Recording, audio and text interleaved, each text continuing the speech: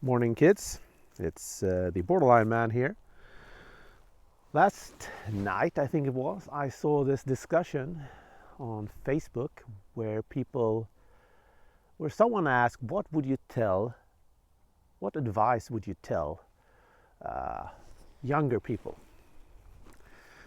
And yeah, I'm one of the older guys now, at least in some aspects of the word older.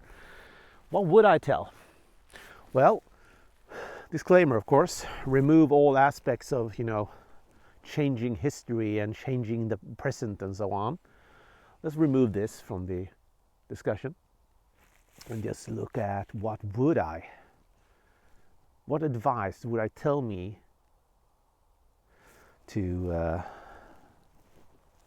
that I know now when I'm older. Things in general and things about myself. I would definitely tell myself, hey, you got borderline. And you have to be mindful of a lot of things because of this. A lot of things will potentially become very problematic in your life, and your borderline will flare up uncontrollably because of this. There are ways you can manage this. You can avoid certain things. You can understand certain things. I've just recently begun to realize that procrastination is a coping mechanism or a symptom of feeling bad. It is in itself something that creates new bad feelings. I've noticed this. It's so evident that if I just do something, a task or a chore, when I'm with good time to spare, not only do I avoid the risk of, doing a bad result and screwing things up. I mean, that has happened to me a lot throughout school. I kind of could have done a lot better with my grades. My grades were okay, actually, but I just know that if I were someone that really put my effort into things, I would have done incredible in school, because I'm not dumb. And yeah, I aimed for big things once, a PhD, but not knowing where my limitations were, not knowing that procrastination tends to create depression, not knowing that really, really made me hurt.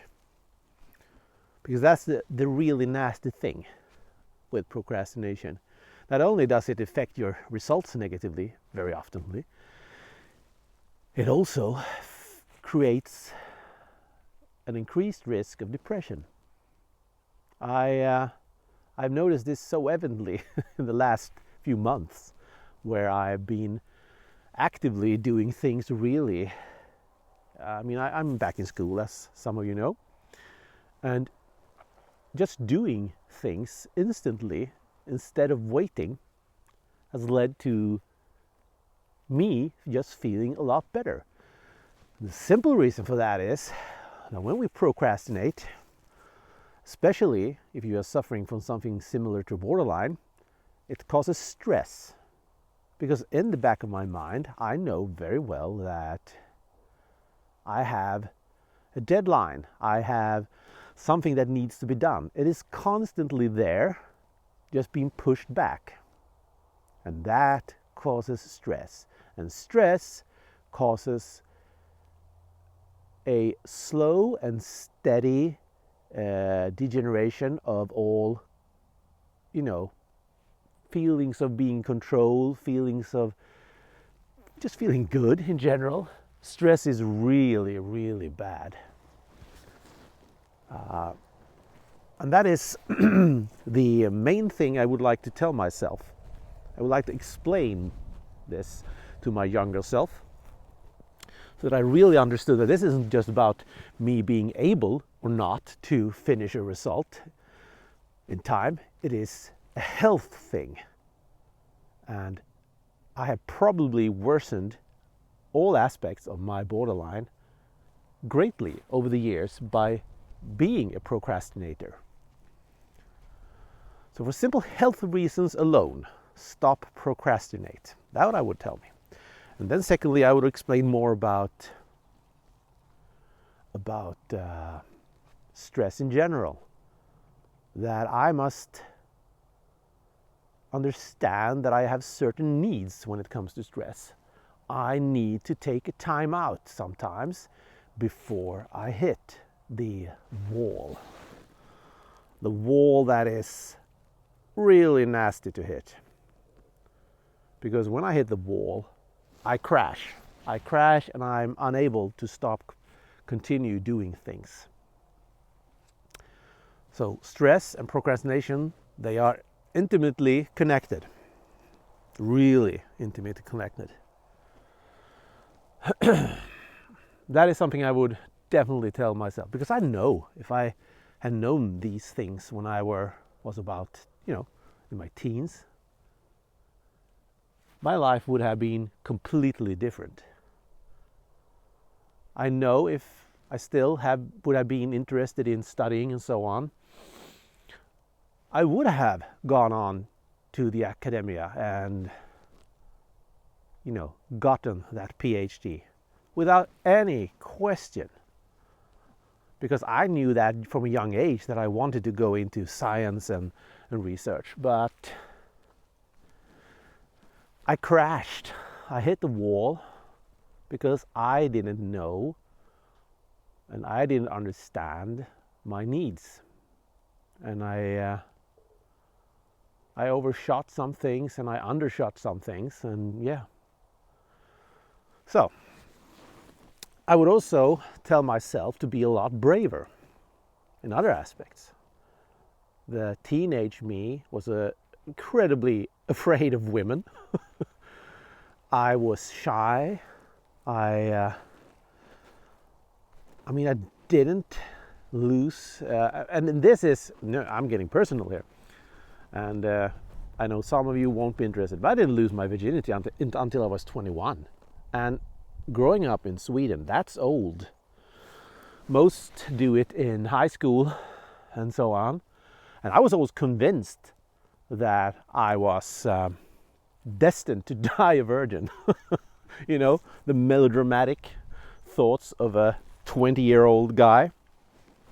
But that's just the way it was. I was so insecure, so afraid to approach women. I don't know why. I'm not that anymore. It was just also the realization of, hey, this wasn't that difficult. What are you doing?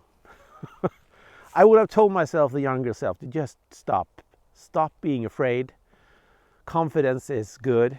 Just build it up. You have it inside yourself. You look okay. There's no problem. Go for it. I would have told myself that, because I'm quite sure that a lot of insecurities in my life were formed at this point, and they were completely unnecessary. Things could have gone a lot better with a lot of things, probably, if this didn't happen. I would also tell myself that about the relationships I've had in my life. Of course I would. I would warn myself about how bad they were in various ways. From, there's no real pattern going on there, except them being bad. I would have told myself that. To avoid certain types of relationships. And focus more on building myself and my own needs in some ways. Avoid things that would lead to me becoming hooked on a favorite person, for instance. I would definitely have told myself that. If we remove the positive consequences, of course. And Yeah, I would also tell myself in general, when we're talking about procrastination, to focus on constructive things. I mean, I was always a dreamer. My first academia was my first career within academia was a master's degree within archaeology. Yeah, that's cool, great, but there's zero work in archaeology. There's nothing there. It's just career-wise a complete waste of time unless you go for a PhD. And fun fact, I have friends that have PhDs in archaeology and they struggle a lot with their career as well. It is absolutely moronic to go for it. So what would I go for knowing my life now? Well, I would probably, if we're talking about higher studies, I would probably have gone for research within medicine, actually. I think I would be a great doctor, medical doctor, maybe surgeon, I don't know.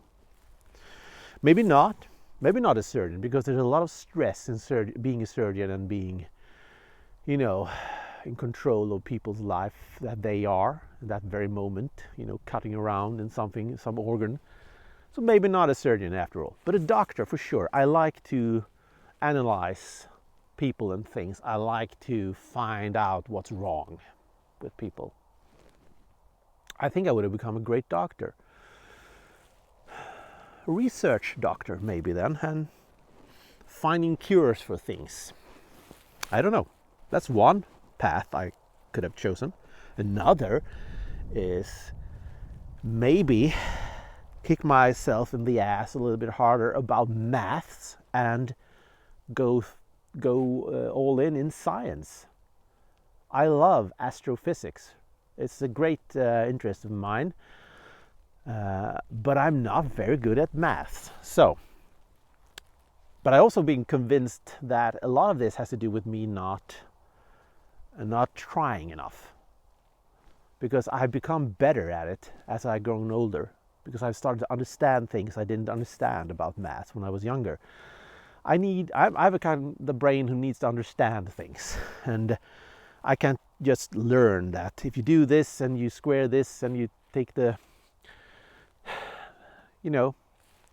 sine is this and the tan this, and I can't just do things like that. I must understand what pi is and so on. All this, that's how my brain works.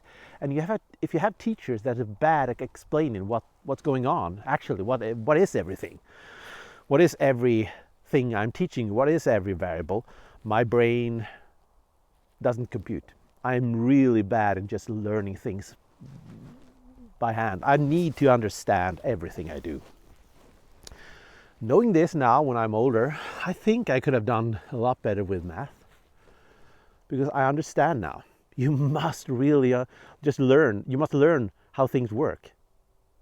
Just stop trying to just remembering things that you don't understand, because that won't work for you. So, maths, an odd thing, but I'm pretty sure I would have greatly benefited from this from a young age, knowing and understanding my strengths and limitations there.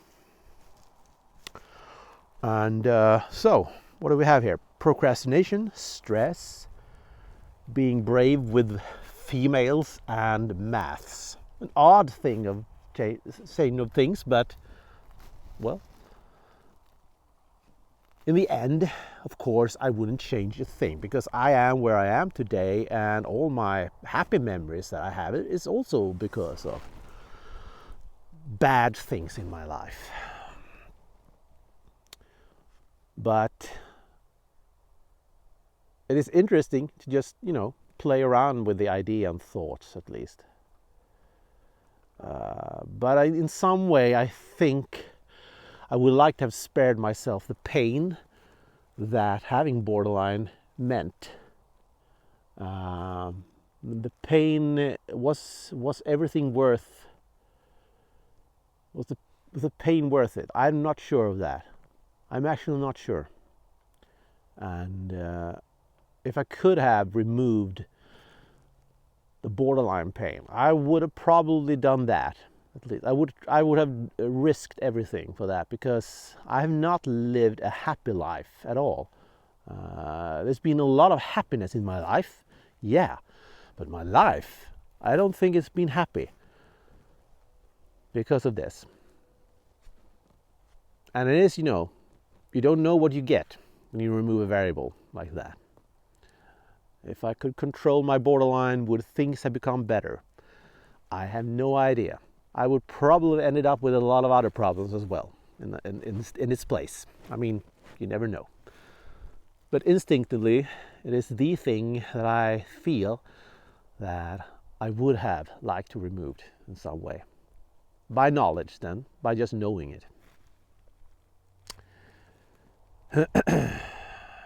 Well, I guess that's it. Just a random reflection on things. It makes no point really doing, but it kind of basically shows what matters and don't matter in your life. And even with great pain, as my borderline has been to me, especially in the last 15 years of my life, it's been really hard in many ways.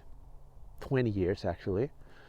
I'm not completely sure I would remove the borderline anyway, because you never know what end up in its place. This is random reflections from the Borderline Man, and yeah, have a good one.